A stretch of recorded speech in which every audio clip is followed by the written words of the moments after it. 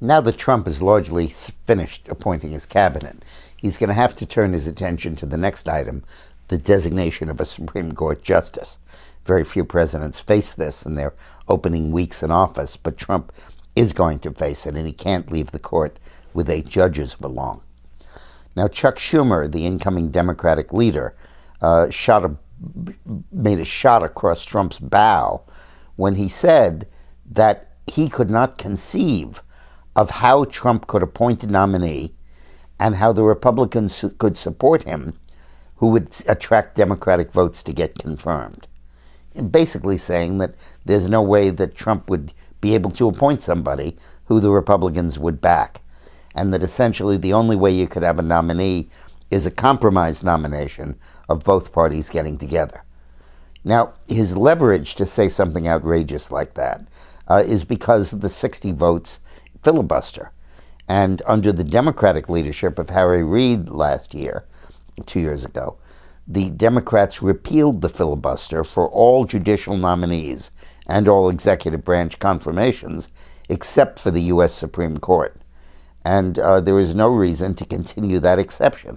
The Republican Party, when they take over the Senate, or as they continue their leadership of the Senate, should change the Senate rules to make it clear that a filibuster is not permitted in the case of Supreme Court nominees. 51 votes should be enough to confirm an appointee to the U.S. Supreme Court. What are the Republicans afraid of? They control the Senate now. The map in 2 years looks very favorable to them. They certainly will control the presidency for between 4 and 8 years. And the Republican Party is in a very strong position at this point.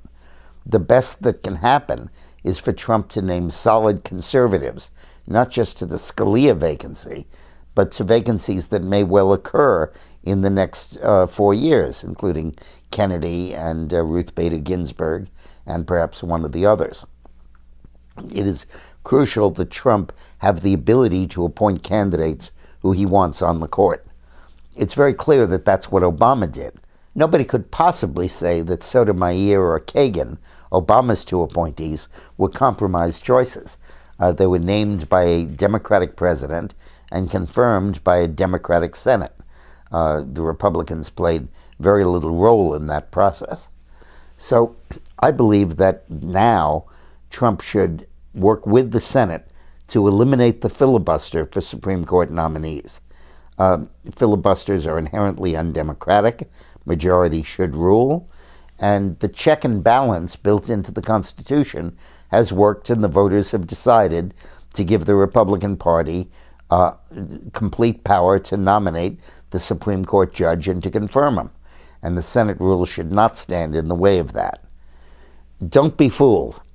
If you have a senator from your state, a Republican senator, who goes out and says, oh, I'm pro-life, I'm for limited interpretation of the Constitution, I'm for limited government, I'm against Obamacare, and all that stuff, but I won't oppose the filibuster rule, I'll let it continue, he's a phony. Because until you repeal that rule, Trump won't be able to appoint, and the Senate won't be able to confirm someone who hews to those positions. So don't let him kid you. Let's repeal this filibuster rule.